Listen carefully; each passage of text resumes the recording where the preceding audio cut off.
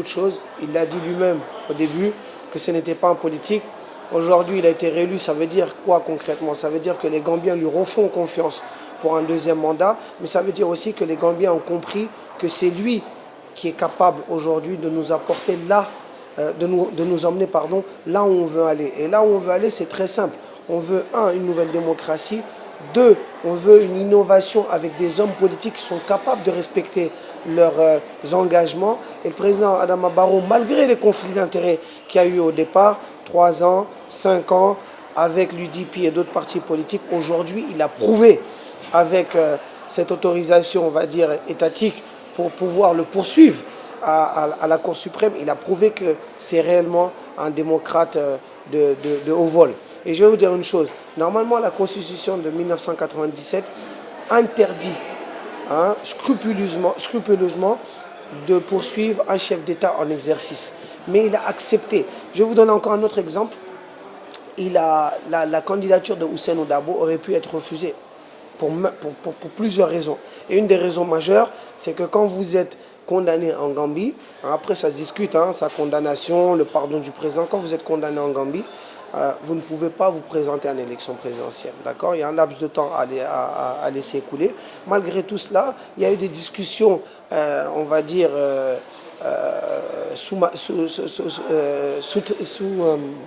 souterraines.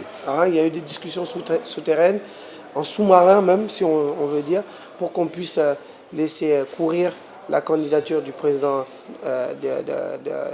du chef de parti de l'UDP, Ousseynou Dabo. Il y a plein d'éléments comme ça qui aujourd'hui nous laissent croire, en tout cas moi j'en suis convaincu, pas parce que je suis de la mouvance présidentielle, mais il y a beaucoup de détails comme ça qui nous laissent croire qu'Adama Barrow est réellement un démocrate.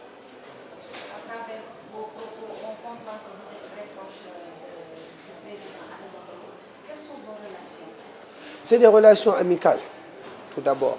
Comme vous le savez, je n'ai aucun poste officiel dans ce gouvernement. Au départ, quand ils sont arrivés, j'aurais peut-être pu être dans le gouvernement ou être nommé à l'extérieur. Mais j'ai préféré rester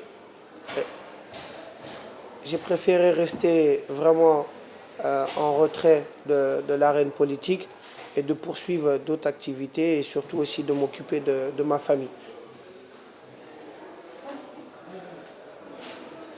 En 2016, 5 ans après, je suis toujours dans aucun gouvernement et je n'ai accepté aucun poste. Cela veut dire que j'aurais pu prendre un poste. Aujourd'hui, je ne vais pas revenir là-dessus, mais c'est vrai que j'aurais pu accepter un poste. Je ne vais pas vous dire lequel parce que ça va créer d'autres spéculations. Mais aujourd'hui, un nouveau chapitre arrive. Le président Adama Barrow me l'a dit lui-même. Il veut gouverner avec la jeunesse gambienne. C'est important. Intégrer le nouveau gouvernement de manière directe ou indirecte ou de manière parallèle. Parce qu'il y a beaucoup d'espoir, il y a beaucoup d'attentes. Quand vous avez connu 22 ans de dictature, vous savez, je vais vous dire une chose. Une génération, c'est 15 ans. La génération que Yahya Jammeh a mis au devant de la scène au niveau de l'éducation, je vais vous donner un exemple. Aux États-Unis, je crois entre 2013 à 2015, juste avant l'élection, entre 2013 et 2015, les étudiants africains aux États-Unis les plus diplômés, c'était les Gambiens. Ça, on peut aimer ou détester Yahya Jammeh. Moi, je l'ai combattu de manière ouverte, vous le savez très bien, mais c'était quelque chose qui nous a légué. D'accord? Il a fait beaucoup de mauvaises choses, mais au niveau de l'éducation, par exemple, il a fait de bonnes choses. Et quand vous avez comme ça une génération qui vraiment puisse s'épanouir au niveau des études universitaires, ça veut dire que concrètement, cette génération-là, elle n'a connu que Yahya Jammeh. D'accord? Il y en a certains d'entre eux qui ont eu des parents directs ou indirects qui ont été touchés par la dictature. Ces gens-là, forcément, ne seront jamais avec Yahya Jammeh. Mais il y en a certains, je l'ai appris après l'avènement au pouvoir d'Adama Barrow, qui étaient vraiment, on va dire, douteux de ce qui va arriver. Donc il y avait beaucoup d'attentes. Mais honnêtement, je pense que le président Adama Barrow aujourd'hui a les partenaires qu'il faut au niveau local et international pour pouvoir nous emmener là où la Gambie mérite d'être. Pas simplement dans le concert des nations, mais surtout aussi dans l'émancipation de cette jeunesse. Comme vous le savez, dans tout pays, hein, le poumon d'une nation, c'est la jeunesse.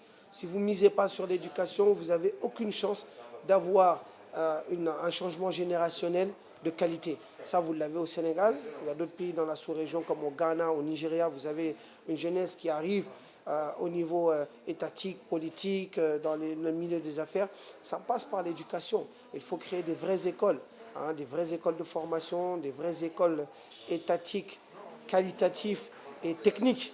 Hein. Vous avez l'ENAM au Sénégal, qui est l'équivalent de ce qu'on peut trouver en France, par exemple, avec l'ENA. En Gambie, on n'a pas des écoles comme ça, d'accord? Vous avez le collège, le lycée, après vous avez l'université, et après il faut chercher à aller à l'extérieur pour étudier. Le président est en train de se concentrer sur ça, parce que c'est très important. Il n'y a pas que le développement des infrastructures, mais il y a aussi et surtout le développement et l'épanouissement de la jeunesse par une éducation qualitative. Et on n'a pas besoin d'aller chercher toujours à l'extérieur.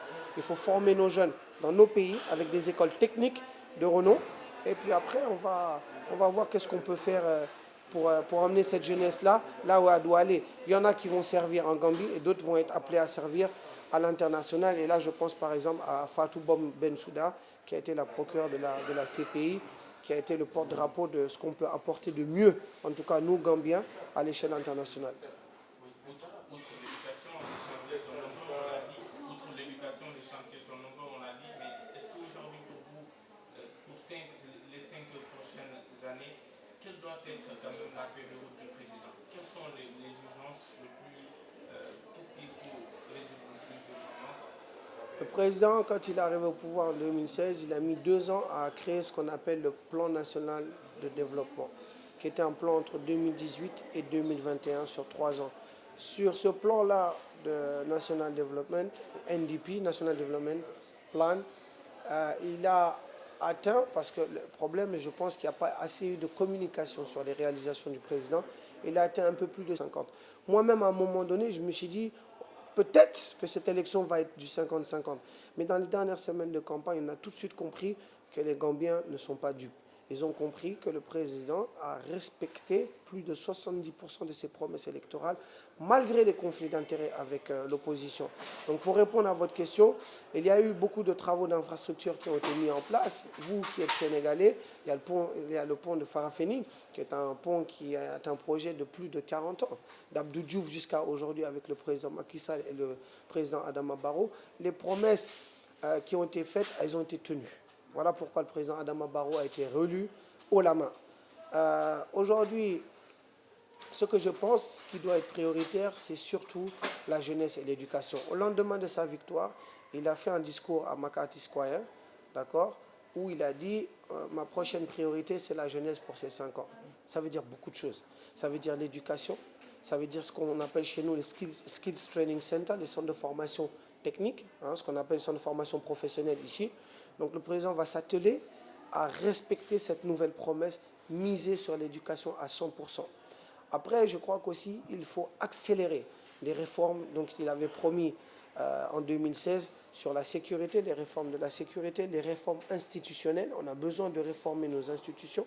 La TRRC, on va en parler certainement plus tard, que la commission de réconciliation de vérité, vient de donner son verdict et de valider la poursuite contre Yahya Jammeh. Je crois qu'il y a des pays qui sont candidats pour pouvoir accueillir. Le Sénégal, le Ghana et d'autres pays de la sous-région. Le Sénégal, bien entendu, a son expérience avec Hissène Habré. Donc je pense qu'aujourd'hui, le Sénégal a déjà une responsabilité. Hein, le premier cercle de sécurité aujourd'hui du président Adama Barrow, sous mandat de la CEDEAO, reste le Sénégal. Donc je crois pourquoi ne pas continuer sur cette lancée-là, à nous aider sur l'établissement d'un appareil judiciaire de renom, hein, et qualitatif pour pouvoir juger Yahya Jammeh. Mais ça ne va pas être une mince affaire. Yahya Jammeh aujourd'hui, je m'avance, hein, mais c'est quasiment plus de 4000 victimes. C'est les chiffres que nous avons. Moi, je l'ai combattu quasiment pendant 12 ans. Yahya Jammeh, c'est plus de 4000 victimes, disparues, torturées ou exécutées. Donc ça va être un grand procès, d'accord, qui va être, je pense, assez historique. Pourquoi je dis historique? pour un petit pays de moins de 2 millions d'habitants, pendant plus de décennies, deux décennies, pardon, vous avez un homme qui a décidé de terroriser sa population avec un pays, enclavé dans un pays qui s'appelle le Sénégal. Hein, c'est vraiment le contraire de ce que vous connaissez ici aujourd'hui. C'est pour ça que moi, j'étais venu me réfugier à l'époque au Sénégal pour pouvoir combattre Yaya Jammeh en ayant comme partenaire les médias sénégalais. Donc vous êtes d'accord que vous êtes d'avis que le procès de Yaya Jammeh va se tenir au Sénégal. Mais vous faites cette déclaration au moment où un opposant après la présidentielle, Momar Kandé, a accusé le Sénégal justement d'ingérence. Est-ce que cela ne risque pas d'attiser? Vous savez, Momar Kandé, c'est un grand frère. Moi, j'ai pour habitude de ne pas critiquer les leaders politiques gambiens pour une simple raison. Et j'ai continué à garder cette habitude-là. Yaya Jammeh, nous avons fait une résistance politique contre lui. Il n'y a personne aujourd'hui qui peut prétendre dire qu'il a fait de la politique contre Yaya Jammeh. Quand vous n'avez pas les manettes d'une opposition libre, équitable, 5 élections présidentielles, sur ces 5 élections présidentielles, la plus crédible, c'est celle qui a pu la faire tomber. Donc pendant quatre élections présidentielles, personne n'a pu avoir une élection libre, transparente contre Yaya Jammeh. Momar Kandé, aujourd'hui, il a le droit de dire ce qu'il veut. Il a une fois de plus été dans le mauvais camp. Il aurait pu être dans la coalition de 2016, il a décidé de faire cavalier seul. Là, en 2021, il aurait pu encore rejoindre le président Adama Barrow, qui est un frère à lui. Ils viennent de la même région en Gambie. Ils ont déjà concouru pour une élection parlementaire, pour être député. D'accord. Momar Kandé avait gagné face à Adama Barrow. Ce sont des vieilles querelles politiques qui font qu'aujourd'hui, il ne veut pas rejoindre le camp présidentiel. Mais la réalité, elle est qu'aujourd'hui, Adama Barrow est le président de tous les Gambiens et il a appelé tous les Gambiens à venir travailler avec lui au lendemain de sa victoire à Makati Square. Il a appelé Ousseynou Dabo et ses comparses à venir le rejoindre. Parce que pour terminer, au lendemain de la victoire d'Adama Barrow, Ousseynou Dabo, Momar Kandé et Essa Mbaye Fall ont créé une fronde contre Adama Barrow pour aller l'attaquer au niveau de la haute cour en Gambie. Je crois qu'on en reviendra. Très franchement, quand vous avez aujourd'hui une mission de la CEDEAO de plus de 4000 soldats qui sont en Gambie, qui est dirigée par le Sénégal, on ne peut pas parler d'ingérence. Il faut parler plutôt de partenariat actuel du Sénégal avec la Gambie. Et on ne peut pas parler d'ingérence, parce que si vous parlez d'ingérence, vous êtes tout simplement en train de remettre en question la mission de la CEDEAO, qui est diligentée aujourd'hui par le Sénégal. Pourquoi? Parce que nous avons des liens ancestraux qui sont très forts. Nous avons un raffermissement de nos relations aussi. Au temps de Yaya Jammeh, vous savez tous que Yaya Jammeh, plusieurs fois, il a menacé le président,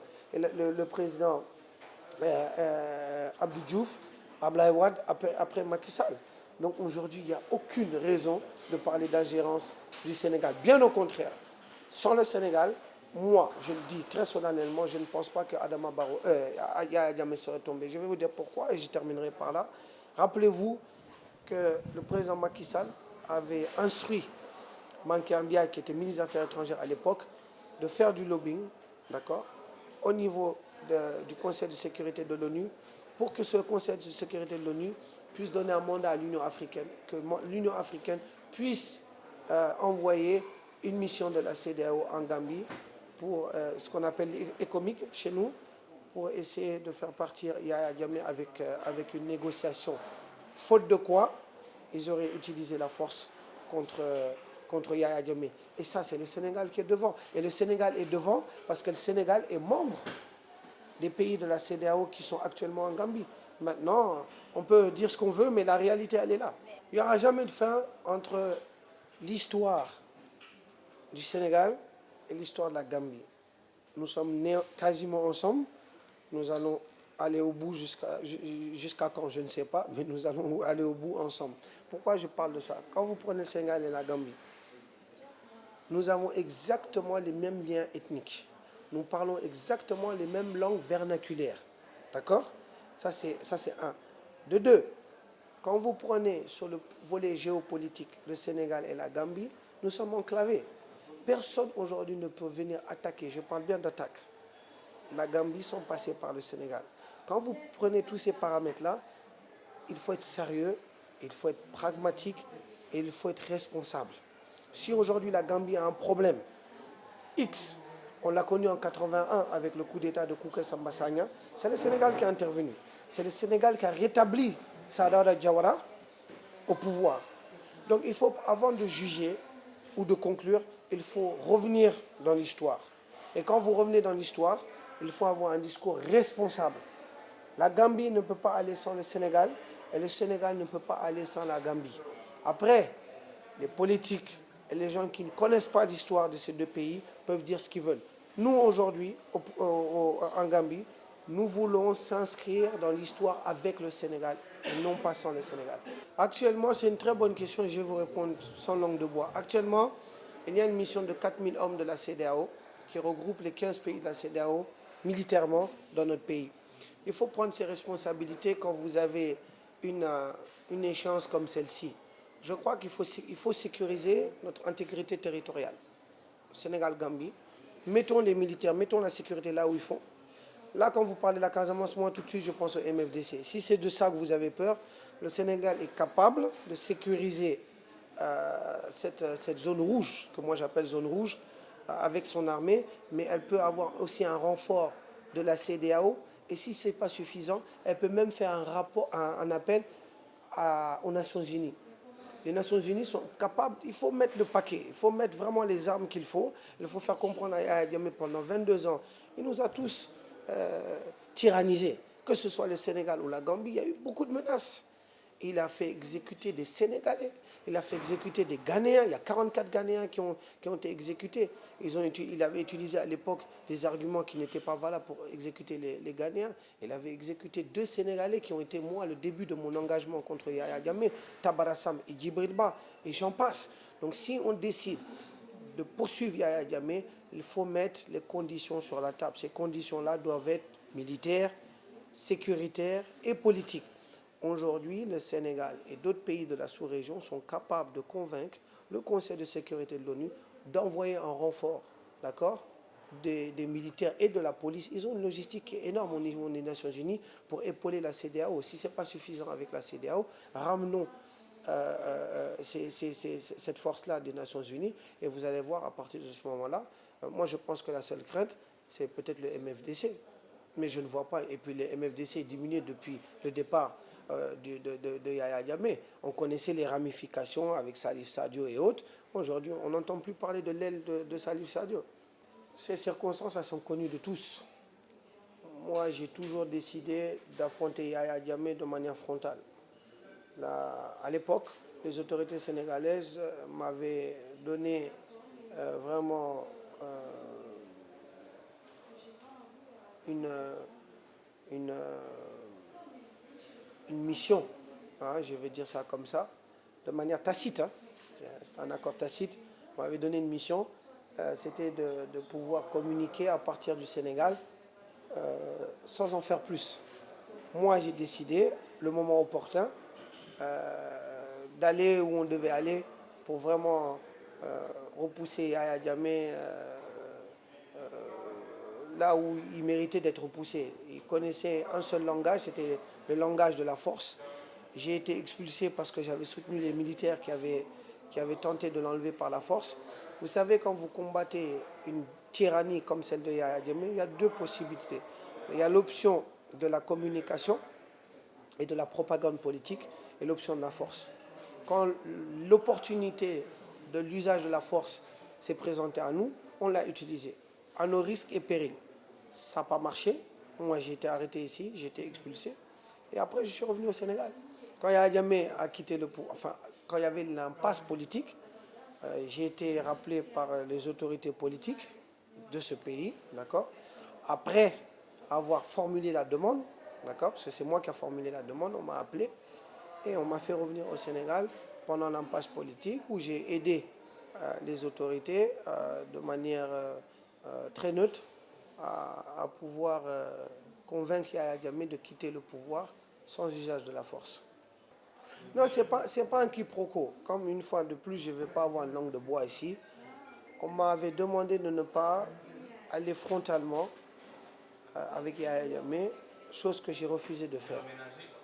Oui, chose que j'ai refusé de faire parce que l'occasion était trop belle. D'accord? Donc on m'a expulsé. C'était quand vous prenez l'histoire des révolutions dans certains pays, je ne me compare pas à lui, mais si vous prenez Mandela, Mandela il a fait 27 ans de prison par rapport à ses convictions. Donc moi, me faire expulser vers un des pays d'origine là où j'étais, c'est-à-dire la France, j'ai été expulsé vers Paris, je l'ai accepté. Malgré qu'on m'avait prévenu de ne pas utiliser un certain langage dans les médias, etc., je l'assume aujourd'hui totalement. Parce que quand on voit qu'est-ce qui s'est passé, moi j'avais prévenu que Yahya Jammeh, même s'il perdait dans les urnes, il allait refuser de partir, qu'il fallait utiliser l'usage de la force. Et on était à deux doigts d'avoir un affrontement entre les forces de la CEDEAO et l'armée gambienne. Donc moi je suis sûr à 100%, en restant modeste et humble, Yahya Jammeh ne comprend qu'un seul langage, c'est l'usage de la force. Que ce soit oral ou physique. Elles sont très bonnes, très cordiales. Le président Macky Sall est venu à maintes reprises en Gambie au lendemain de la victoire de son homologue et frère Adama Barrow. Je l'ai reçu moi-même avec le président Adama Barrow et les ministres gambiens sur le tarmac de l'aéroport. Vous savez, il y avait au début, je crois qu'il y a eu 2 conseils interministériels entre les 2 pays. Donc moi j'étais là à l'arrivée de la délégation sénégalaise. Bon, et puis il était là aussi à l'investiture du président Adama Barrow. On s'est échangé quelques mots, il y a eu des clichés, je crois que vous avez vu. Bon, c'est la politique. Hein, et puis c'était un moment très très sensible entre les relations entre le Sénégal et la Gambie. Moi j'étais un élément perturbateur, on peut le dire, entre ces 2 pays-là. Le Sénégal, j'étais une patate chaude. Le Sénégal ne savait pas s'il fallait me conserver ou s'il fallait m'expulser. Après, je pense que pour mon bien et pour la sécurité, on va dire, intégrale, les relations bilatérales entre le Sénégal et la Gambie, c'était mieux à l'époque que j'accepte cette expulsion-là. Je l'ai acceptée de manière vraiment cordiale, même si c'est peut-être pertinent de ma part de dire ça. J'en ai venu au Sénégal à travers le président de la République, parce que, comme vous le savez, à cette même période, j'ai perdu mon père. J'ai perdu mon père dans la nuit du 30 décembre 2014 au 1er janvier 2015, qui était la nuit de la tentative de coup d'État en Gambie. Je n'ai pas pu voir le corps de mon père à cause de ce coup d'État. Comme vous le savez, j'ai été transféré au commissariat du port. Mon père était à l'hôpital principal de Dakar. On m'avait promis, le ministre de l'Intérieur de l'époque, Amadouba, avait envoyé des agents du ministère. On m'avait promis que dans la nuit, j'allais voir le corps de mon père quand il avait été rapatrié. À la dernière minute, on m'a dit finalement tu ne peux pas parce que nous avons des informations qui font que pour ta sécurité, il ne faut pas te faire déplacer. Donc j'en ai voulu, mais c'est une question de quelques semaines. Après, j'ai recontacté les autorités ici. Et puis on a discuté avec des proches du président de la République, avec quelques ministres que je connais. Et au final, on a enterré la hache de guerre, même si pour moi, il n'y avait pas hache de guerre. Parce qu'à partir du moment où vous êtes hébergé, j'ai bénéficié d'une sécurité ici nationale, je vous le dis aujourd'hui. J'ai bénéficié d'une sécurité vraiment étatique. Donc je ne peux pas aujourd'hui dire que j'en veux au Sénégal. Bien au contraire, je remercie une fois de plus le Sénégal de m'avoir accueilli ici, de m'avoir permis de m'exprimer sur la dictature qu'il y avait à l'époque en Gambie. Donc, Djedef. Où est-ce que vous avez entendu que j'excluais de... Non, je n'exclus pas.